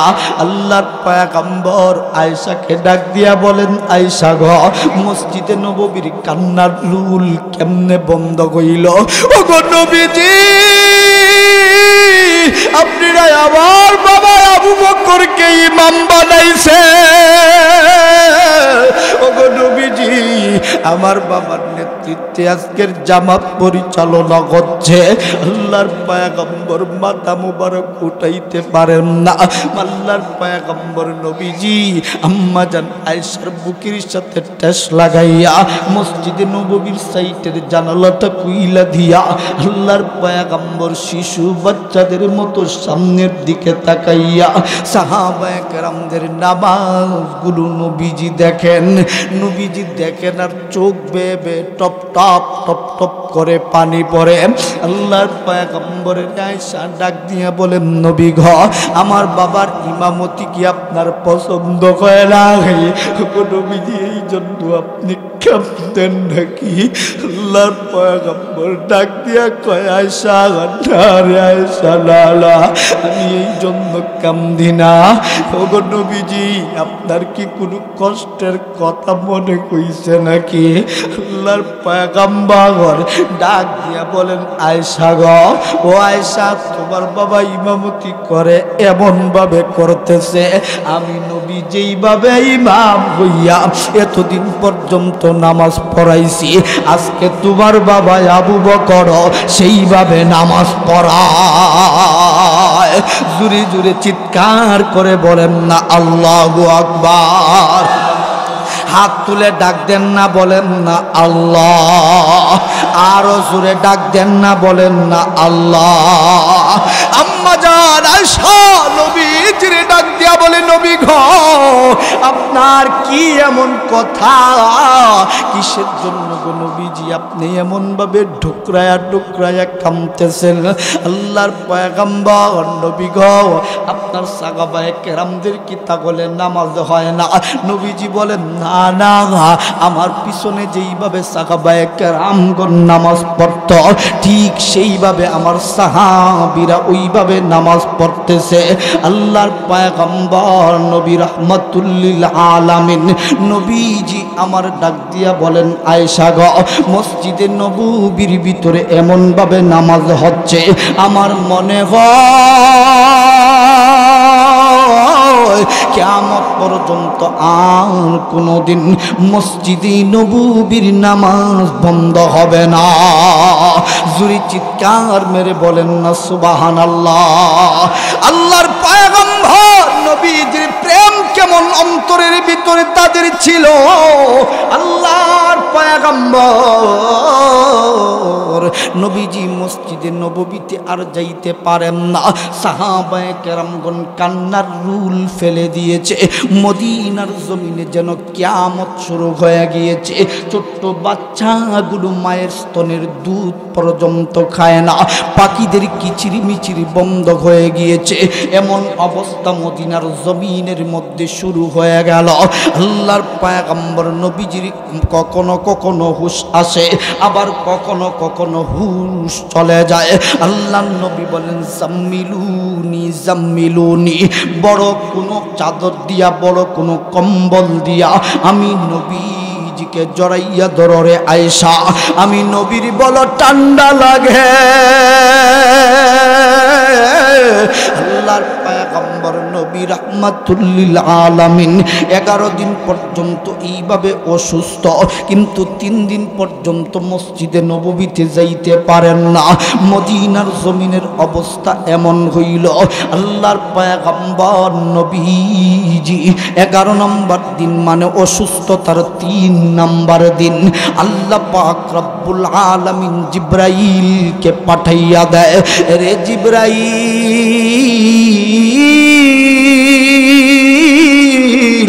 আমার বন্ধুর কাছে সালাম নিয়া যাইবা, সালাম নিয়া যাইবা। আল্লাহর পয়গম্বর নবীজির কাছে হযরত জিবরাইল চলে আসছেন। দরজার সামনে উপস্থিত আম্মা জান হযরতে ফাতেমা উপস্থিত। নবীজির সামনে যখন আজরাইল আসবে অনুমতি নিয়ে আসবার চায়। রে বন্ধু আমার, আপনার সামনে আজরাইল কোনোদিন অনুমতি নিবার আসে না, আসে না। আমাদের অ্যাক্সিডেন্ট রাস্তাত হয়, আমাদের অ্যাক্সিডেন্ট বাড়িতেও হইতে পারে। রে বন্ধু, আজরাইল কারো কাছে বইলা কইয়া আসে না। আল্লাহর পয়গম্বর নবীর দরজার সামনে উপস্থিত। আল্লাহ বলে, অনুমতি ছাড়া ঘরের ভিতরে ঢুকবি না, ঢুকবি না। আল্লাহর পয়গম্বর হঠাৎ করে কিছুটা যেন ওই দিন সুস্থ হয়ে উঠলেন। নবীজি আমার কথাবার্তা সাহাবায়ে কেরামের সাথে বলে, আনন্দের সীমা নাই। সাহাবায়ে কেরামদের মনের ভিতরে বড় আনন্দ, আল্লাহর পয়গম্বর সুস্থ হয়ে উঠেছেন। কিন্তু বন্ধু নবীজি আমার সাহাবায়ে কেরামদের সাথে যার সাথেই দেখা হয়, ও সাহাবীরা আমি নবীজি বড় কষ্ট করে নামাজ পেয়েছি, নামাজটাকে তোমরা প্রতিষ্ঠিত করো, প্রতিষ্ঠিত করো। নবীজি আমার নামাজের কথা বলতেছে। হঠাৎ করে এমন সময় বন্ধু সাহাবায়ে কেরামগণ যখন এখানে নাই, আম্মা জান হযরতে ফাতিমা উপস্থিত। নবীজি হঠাৎ করে ওয়া আলাইকুমুস সালাম ইয়া মালাইকা, নবীজি আমার যখন এইভাবে উত্তর দিলে, নবীজিকে হযরতে ফাতিমা ডাক দিয়া বলেন, নবী গো আপনি হঠাৎ করে কার সালামের উত্তর দিলেন গো? নবীজি ডাক দিয়া বলেন, দরজাটা খুইলা দাও, কে যেন ঘরের ভিতরে ঢুকবার চাই, ঢুকবার চায়। আম্মাজান হযরতে ফাতিমা দরজাটা খুলতে যাবে। রে বন্ধু, দরজার সামনে তো দুনিয়ার কোনো মানুষ না, দুনিয়ার কোনো মানুষ না। কে দাঁড়াইয়া আছে, কে দাঁড়াইয়া আছে? আম্মাজান ফাতিমা দরজাটা খুইলা দেখে সাত জমিনের নিচে যেন পাগুলো গাতা, মাথাটা সাত আসমানের উপরে যেন লাইগা আছে। এমন অবস্থায় মানুষটা দাঁড়াইয়া আছে। এমন আকৃতির কোনো মানুষ ফাতিমা জীবনেও দেখে নাই। দরজাটা বন্ধ করে দিয়েছে। আল্লাহর পয়গম্বর নবীজি ডাক দিয়া বলেন, ফাতিমা দরজা বন্ধ করে দিলা কারণ কি? হযরতে ফাতিমা ডাক দিয়া বলে, আল্লাহর পয়গম্বর, আমার বাবা জীবনে কত মানুষের চেহারা দেখছি, এমন চেহারা জীবনে কোনোদিন দেখি নাই গো বাবা, জীবনে কোনোদিন দেখি নাই। আল্লাহর পয়গম্বর নবীজি এই মানুষটার চেহারা আরবের কোনো মানুষের চেহারার সাথে মিল নাই। ওগো নবীজি, এই মানুষটার চেহারা বড় ভয়ঙ্কর ভয়ঙ্কর। আল্লাহর পয়গম্বর ডাক দিয়া বলে, হাযা মালাইকা, ওলো মালাইকা আজরাইল। হযরতে ফাতিমা ডাক দিয়া বলেন, আব্বা জান তাহলে তো জিন্দেগি তো কোনোদিন দরজা খুলে দেব না। ওগো আমার আব্বা জান, আপনি অসুস্থ 11 দিন যাবত, 3 দিন যাবত বেশি অসুস্থ। কত সাহাব, কত ফেরেশতারা আপনার সামনে আসে, জিবরাইল আপনার সামনে আসে, আজরাইল তো গো নবীজি কোনোদিন আপনার সামনে আসে নাই। বুঝতে পেরেছি আপনি আমাদের মধ্যে থাকবেন না। আজরাইলকে জীবনও ঘরের ভিতরে ঢুকতে দেব না। হযরতে ফাতিমাকে নবীজি ডাক দিয়া বলেন, মা ঘ তুমি অনুমতি দিলেই কি আর না দিলেই কি? কোনো নবীর কাছে অনুমতি নিয়ে আজরাইল যায় নাই, আগেও যায় নাই কোনো নবী রাসূলের কাছে। আমার পরে যত মানুষের রূহ কবজ করবে, কারো কাছে অনুমতি নিয়ে আজরাইল ঢুকবে না। ও মা, তোমার বাবার সম্মান বেশি, সমস্ত নবীদের সর্দার নবী আমি, এই জন্য আমার কাছে অনুমতি নিয়ে ঢুকবার চায়। মা গো, তারে ঢুকবার দাও।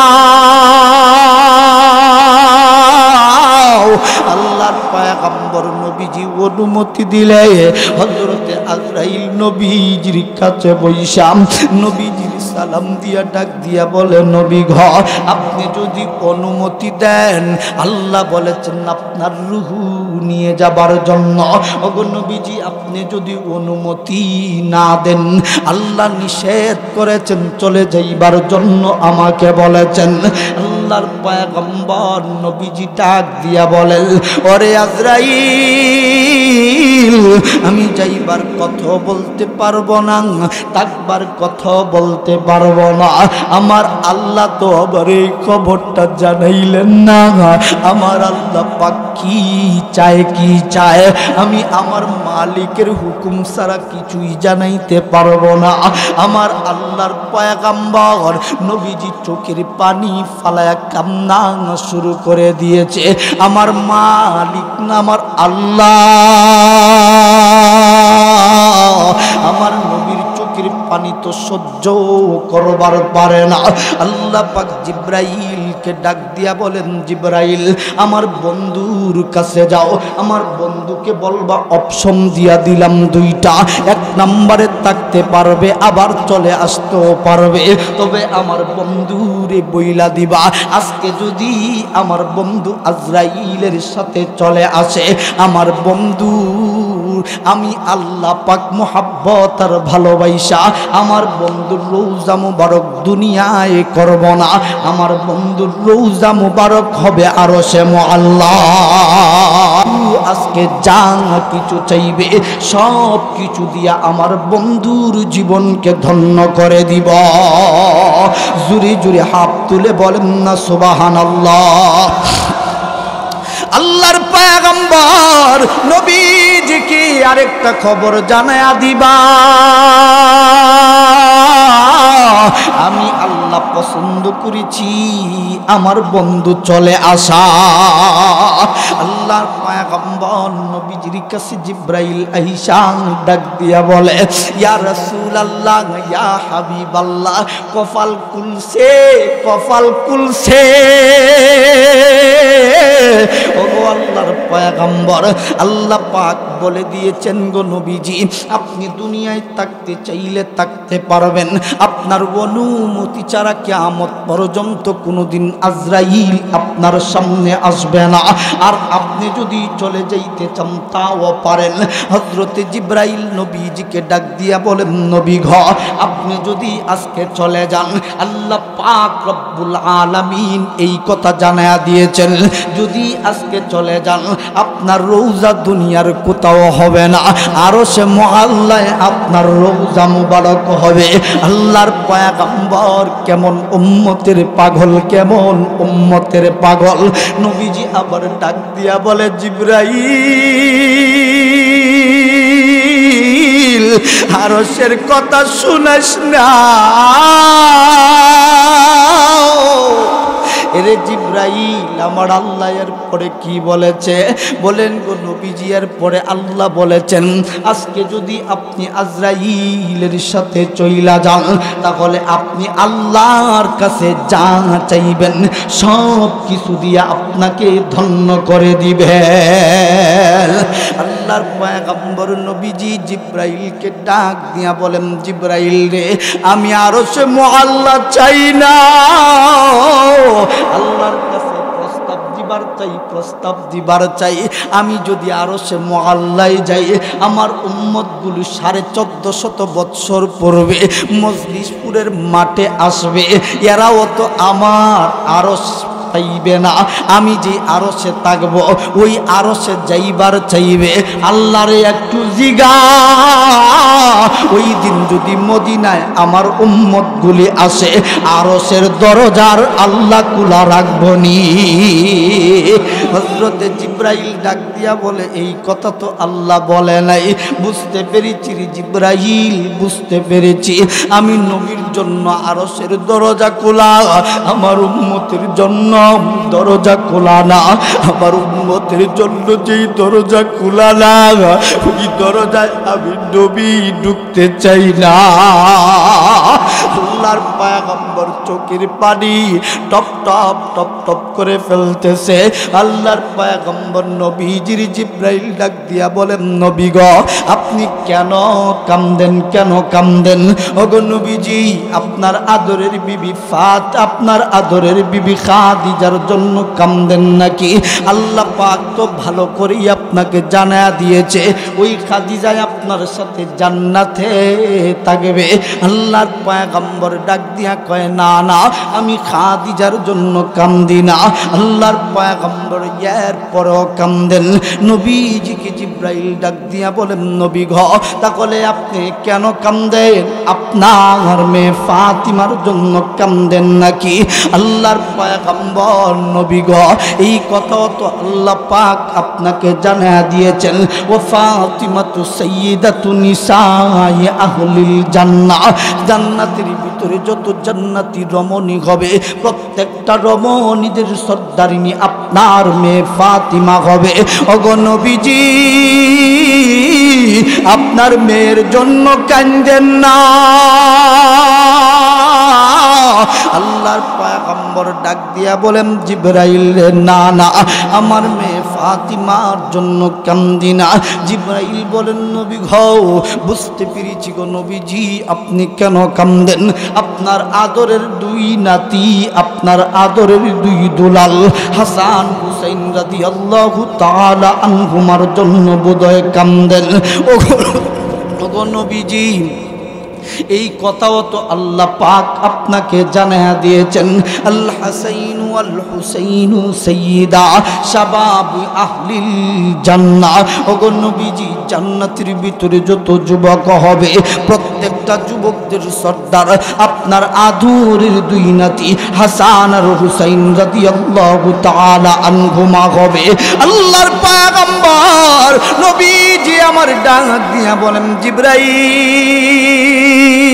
জিবরাইল আমি আমার আদরের দুই নাতি হাসান আর হুসাইনের জন্য কান্দি না।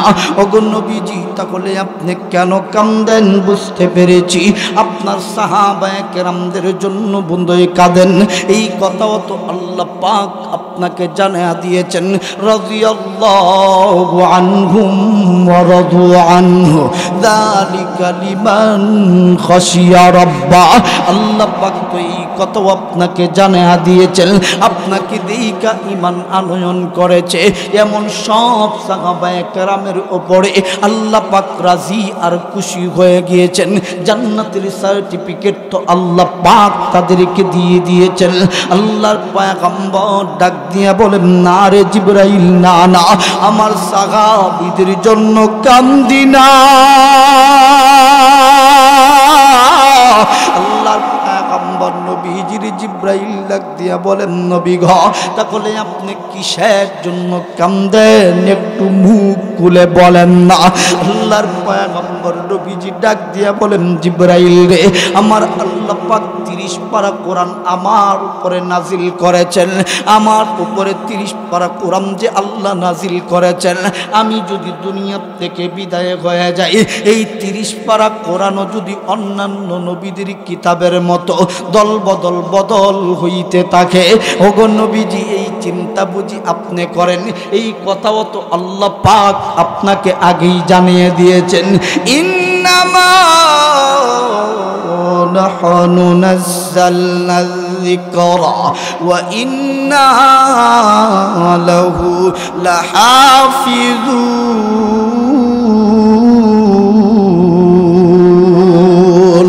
আল্লাহ এই কথা তো আল্লাহ পাক আপনাকে আগেই জানিয়ে দিয়েছেন। এই কথাগুলো আপনি বলবেন যে আল্লাহ পাক ভালো করে জানেন গো, আপনি টেনশন করবেন না।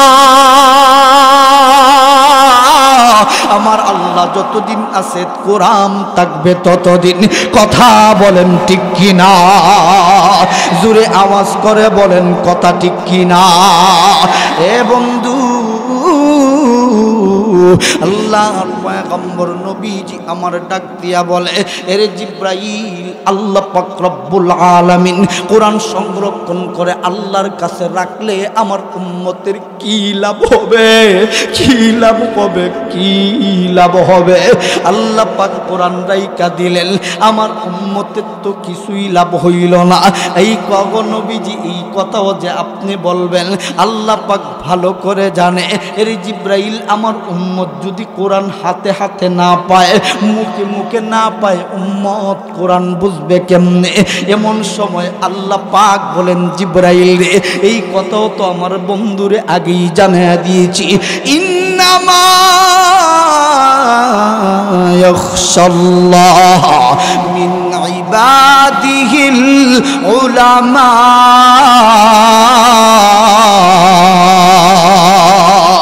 ওগো আমার হাবিব, আপনাকে কথা তো আগেই জানিয়ে দিয়েছি। উলামায়ে কেরামের মাধ্যমে, উম্মতের উলামায়ে কেরাম আলেমদের কারণে আমি আল্লাহ রাব্বুল আলামিন মক্কা মদিনা থেকে বাংলাদেশ নামক মজলিসপুর সহ তামাম পৃথিবীতে কোরআন পাঠিয়ে দিব উলামায়ে কেরামের মাধ্যমে। সুবহানাল্লাহ। এ বন্ধু, আল্লাহর পয়গম্বর নবীজি আমার ডাক দিয়া বলেন, জিবরাইল, কোরআনটারে পাঠাইলে যদি আমার উম্মত না, উম্মতদেরকে আমার আল্লাহ পাক কোরআন পাঠাইলেন ঠিকই মানল না, এদের কি অবস্থা হবে? আমি যাইতে রাজি, যাইতে পারি, সত্য হইল আল্লাহ পাক যদি আমার সকল আমার উম্মতদেরকে মাফ কইরা দেয়, তাহলে আমি নবী আজরাইলের সাথে যাইতে রাজি। আল্লাহ বলেন, হাবিব আমার, নিজে এই কথাটা আমারে বলবেন, এটা আমি ভালো করে জানি। হাবিব আমার, আপনাকে বলে দিলাম, আপনার সকল উম্মতদেরকে একটা শর্তের বিনিময়ে মাফ করে দিলাম। এই শর্তটা হলো, মান ক্বালা লা ইলাহা ইল্লাল্লাহু দাখালাল জান্নাহ। আল্লাহর পয়গম্বর নবীজি বলেন, আমার উম্মতের ভিতরে লা ইলাহা ইল্লাল্লাহ বলেছে, মুহাম্মাদুর রাসূলুল্লাহ বলেছে, অন্তরের এর ভিতরে একটু মাত্র ঈমান যদি থাকে, আমার উম্মত হিসাবে এই লোকটাও জান্নাতে যাবে। জোরে জোরে কন্যা সুবহানাল্লাহ। আল্লাহর পয়গম্বর ঈমানের কথা সময় পেলে বলবো। আল্লাহর পয়গম্বর এই শর্তগুলো যখন সময় দিলেন, হযরতে জিবরাইল আল্লাহকে বললে, আল্লাহ পাক বলেন, হাবিব আমার, আপনাকে আগেই বলেছি যা চাইবেন সব কিছু দিয়ে পূর্ণ করে দিব। ওগো বন্ধু আমার, আল্লাহর পয়গম্বর নবীজি এবার অনুমতি দিয়া বলে, রে জিবরাইল, আমি আমার আল্লাহ পাকের আমি আল্লাহ পাকের আরশের মধ্যে যাব না, আমি কিন্তু এই মদিনার এই কোনায় যেখানে আছি ওই জায়গার মধ্যে আমি শুয়া থাকবো। আমার উম্মতগুলি আমার যখন সময় আইসা সালাম দিবে, আমি রোজায় শুইয়া শুইয়া আমার উম্মতগুলির উত্তর দিতে থাকব। रुखसार से बुर्का का जरा पर्दा उठा दो, रुखसार से बुर्का का जरा पर्दा उठा दो, लिल्लाह मुझे हुस्न खुदा दाद दिखा दो, मैं दूर को मजबूर हूँ ऐ सैयद आलम,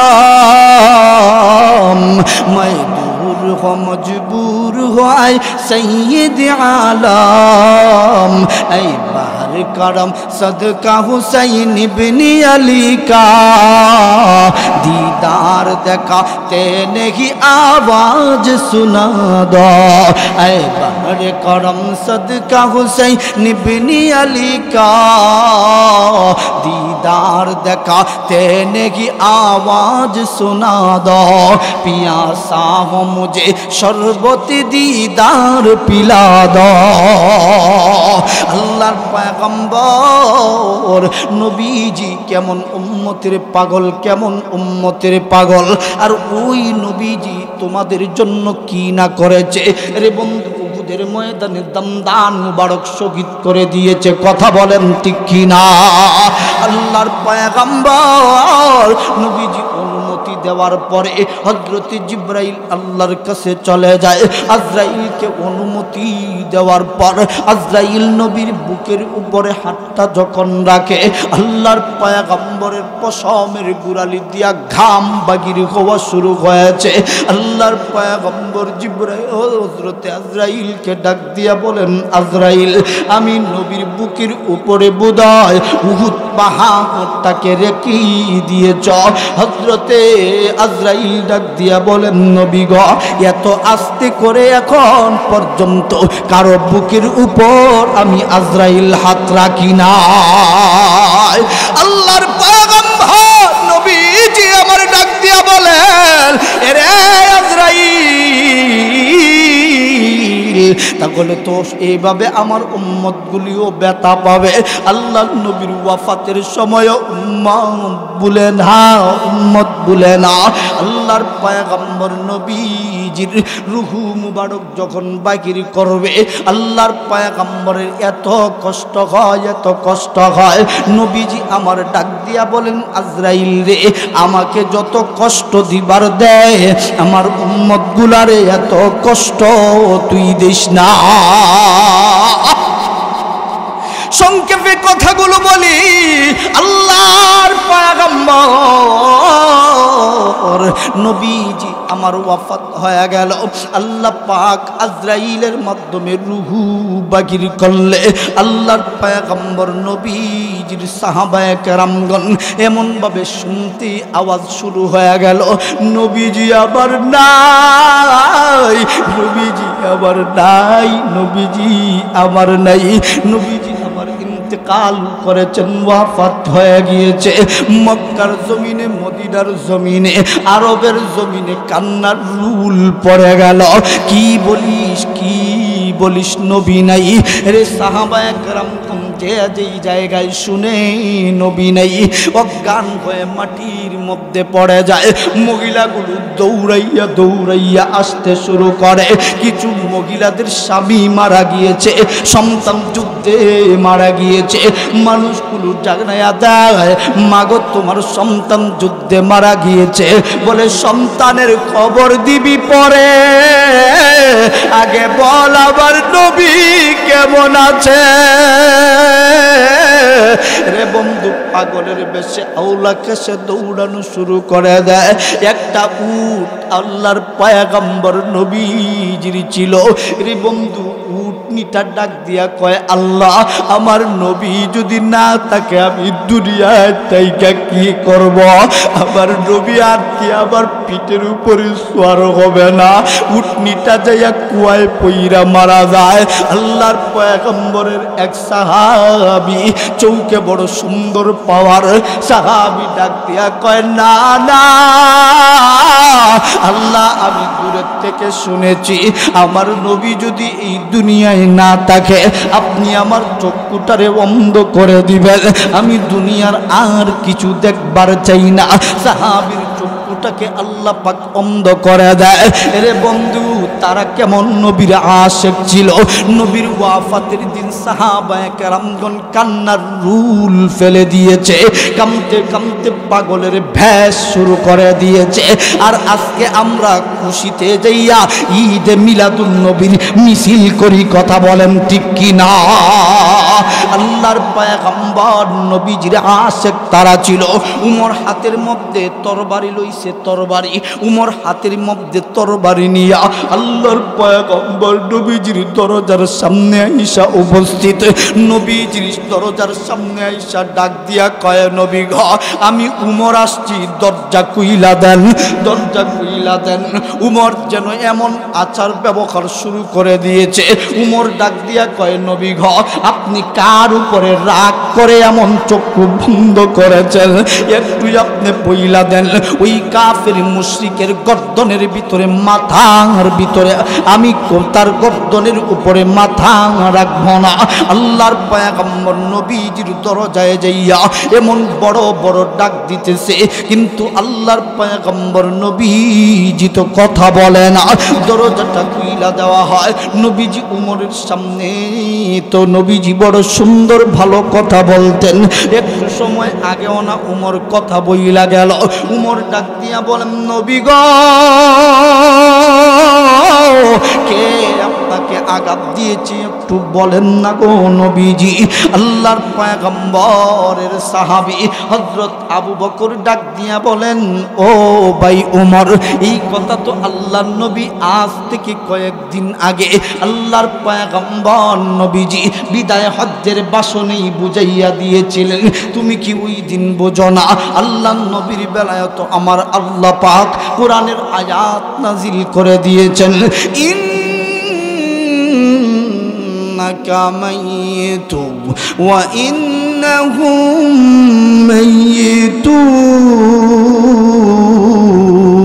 মাইয়িতুন। আল্লাহর পয়গম্বর নবীজি ও দুনিয়ায় থাকবেন না, নবীজি ও ওয়াফাত করতে হবে। আল্লাহর পয়গম্বর নবীজিকে হাজির নাজির নিয়ে ঝগড়া করো, এই আয়াত পড়লেই তো ঝগড়া করার দরকার হয় না, কথা বলেন ঠিক কি না? নবীর প্রেমে সাহাবায়ে কেরামগণ পাগল পাড়া ছিল। আমি আর আপনি নবীর প্রেমে পাগল না হইয়া নবীর বিদায়ের দিনে আনন্দের মিছিল করি, কথা বলেন ঠিক কি না?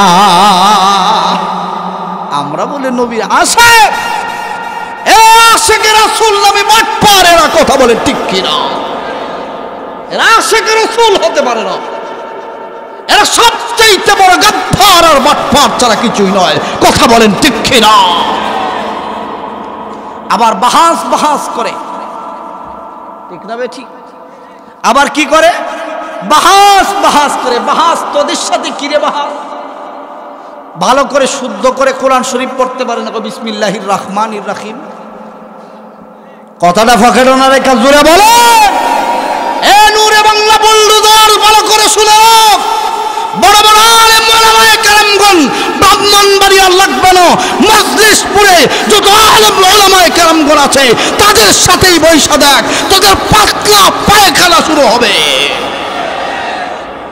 ব্রাহ্মণবাড়িয়া ঢাকাতে যাওয়া লাগবে না, মজলিশপুরে যারা আছে এর সাথেই বৈশা দেখ পাতলা পায়খানা কেমনে যায়। কথা বলে না, কথা বলে না। আমরা আশেকের রসুল হইতে পারলাম না, জীবন দেই, আর হেরা মিষ্টি খাইয়া আশেকের রসুল। ঠিক না বেঠি? জোরে বলেন ঠিক কি না? আশেকের রসুল তো তারা নবীর জন্য জীবন লাগলে জীবন দিবে, রক্ত রাখলে রক্ত দিবে, নিজের জীবন নয় সন্তান লাগলে সন্তান দিবে। কথা বলেন ঠিক কোন লাগবো? কথা বলেন ঠিক কি না? হুজুর রাগ করেন না, এরা সবচেয়ে বড় জাতির সবচেয়ে বড় ক্ষতি করতেছে তারা। কথাটা ফকেটও না রেখে জুড়ে বলেন ঠিক কি না?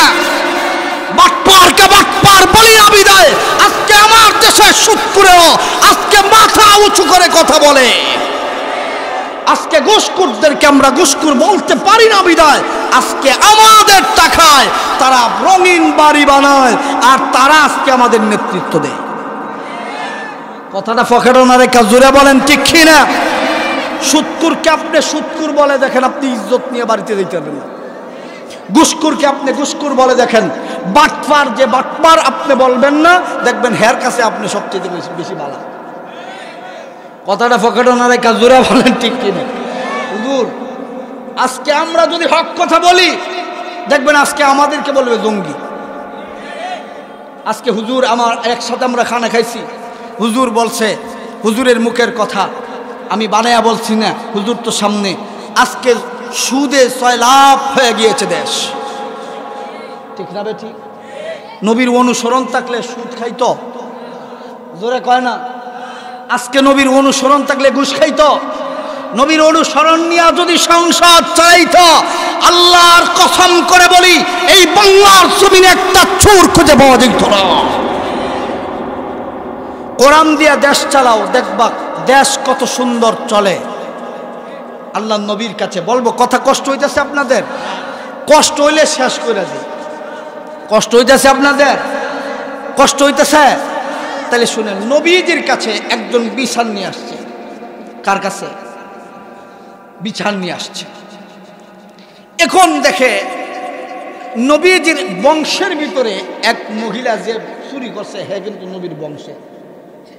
আল্লাহর পয়গম্বর নবীজির কাছে সাহাবায়ে কেরাম বসা, কে কথা বলবে? এখন নবীর বংশের মেয়ের হাত কাটা, নবীর বংশের বেজ্জতি হয়। সাহাবায়ে কেরাম কে কারে দিয়ে কথা কয়তো? হযরত তালহা আল্লাহর নবীর পালক পুত্রর ছেলে, নাতি, আল্লাহর নবীর খুব আদরের নাতি। সাহাবায়ে কেরাম কয়, আমরা নবীর সামনে কথা কওয়ার সাহস নাই, এই তালহারে পাঠাইত। সুবহানাল্লাহ কন্যা। তালহা নবীর সামনে যাওয়া মাত্রই নবীজি কয়, আমি বুঝতাম পারছি হেরে কেন পাঠাইছ, আমার গোত্রের মেয়ে চুরি করেছে বিদায় হাতটা যেন না কাটে অন্য জাতির বিচার করি, এর লেগে তুই ফাটাইছ। তবে শোনো, আমার মেয়ে ফাতিমাও যদি আজকে চুরি করত, আমার মেয়ের ডান হাতটা আমি কেটে দিতাম। বিচার সবার জন্য সমান হওয়া চাই। বিচার যখন সবার জন্য সমান হয়ে যাবে, দেশ সুন্দরভাবে চলবে। নবীর অনুসরণ করে, কোরআনের অনুসরণ করে দেশ চালিয়ে দেখো, রাস্তার পুকুর হবে না। আজকে রাস্তা পুকুর হয়ে যায়। কদিন পরে আইতাছে নির্বাচন, দেখবেন টুপি লাগায় লাগায় নেতার আইব। টুপি দেখবেন সাইজ ঠিক না, টুপি দেখবেন এমনি বেখা হইয়া থাকছে। ঠিক না বে ঠিক? জোরে বলেন ঠিক কিনা? টুপি দেখবেন এটা টুপি না, টুপি 10 টাকা টুপি। ঠিক না বে ঠিক? আমরা যারা মাদ্রাসায় পড়ি, আমাদের টুপি একটা 1000 টাকাও আছে। ঠিক না বে ঠিক? জোরে বলেন ঠিক কিনা? আচ্ছা, মাদ্রাসার ছাত্র একটা পাঞ্জাবি সারা হাঁটতেছে, পাঞ্জাবি সারা হাঁটতেছে গেঞ্জি গায়ে দিয়া, এর হরো বোঝা যায় হে যে মাদ্রাসার ছাত্র, চুলে দিয়া। কথাটা ফকেটও না রেখা জোরে বলেন, আর একটু জোরে বলে। অথচ টুহিতেও তার প্রমাণ না, খালি চুল দিকে তার চেহারা দিকেও বোঝা যায় নূর তার চেহারায় বাসতেছে। আর এই নেতারা যখন আইয়া টুহিটা মাথার দিয়া বয়, মুরব্বী সাহেব সুরের লাগান দেখতেই দেখা যায়। কথাটা ফকেটও না রেখা জোরে বলেন ঠিক কিনা? আরো জোরে বলেন ঠিক কিনা?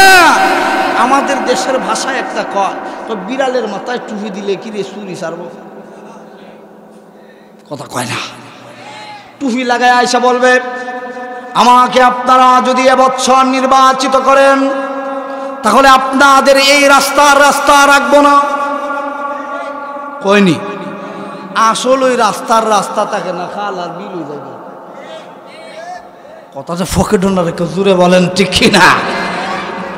আসলে ওই খালার বিল হয় কি হয় না? এরা যখন সময় নির্বাচিত হয়, এর আগে সালামের যন্ত্রণা, আপনারা ভাইলে আসসালামু আলাইকুম সাহেব আসেননি ভালো, ঠিক না ঠিক? অথচ আমি সুনামগঞ্জে গত বছরের আগের বছর উপনির্বাচন হেরার এলাকাত এক চেয়ারম্যান সব মারা গেছে, তো এই এলাকাত আপনার নির্বাচন হইতেছে। তো আমি গাড়ি দাঁড় করে, একটু দূরে গাড়ি, আমার ড্রাইভার সাহেব আর আমি আমার খালে, আমরা নাস্তা খাইতে একটু চা খাওয়ার লেগে এনে গেছে। রাত বাজে ওই একটা, কয়টা জুড়ে বলেন কয়টা? একটার সময় আমরা গেছি নাস্তা করতাম, চা খাইতাম। আমার শায়েক চলে আসছেন, এর ভিতরে এই 1 মিনিটের ভিতরে কথা, গেছি চা খাইতাম। কয় হুজুর টাকা লাগতো না? কি লাগবে না? জোরে বলেন কি লাগবে না? টাকা লাগবে না। আমি বললাম টাকা লাগবে না মানে? কয় ওই যে চেয়ারম্যান সব দাঁড়াইছে তো বুড়ে, ওই চেয়ারম্যানের সব টাকা দিয়া লাইছে। কথা বুঝছেন না মনে হয়? ওই চেয়ারম্যান সব কি করছে? সব টাকা দিয়া লাইছে। তো আমি কইলাম মা আমার বাড়ি হইলো বাহুবল, তা আমি বুট দিতে পারতাম না, তো খাইয়া লাভ কি? কয় হুজুর তে হইলে দিয়া লাইন। তার মানে হইলো যার বুট আছে হেরে খাওয়ায়, বুট নাই তারে খাওয়ায়। জুড়ে বলেন বুট নাই তারে খাওয়ায় কেন? কারণ হইল যে আমার কাছে স্বার্থের জন্য আইসা সালাম দেয়, আমাদেরকে হুজুর হুজুর বলে, আবার তলে তলে জেলে ঢুকায়।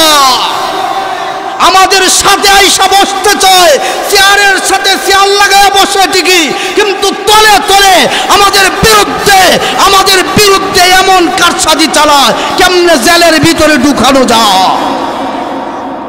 এদেরকে বন্ধু মনে কইরেন না, এরা হলো জাতির সবচেয়ে বড় শত্রু।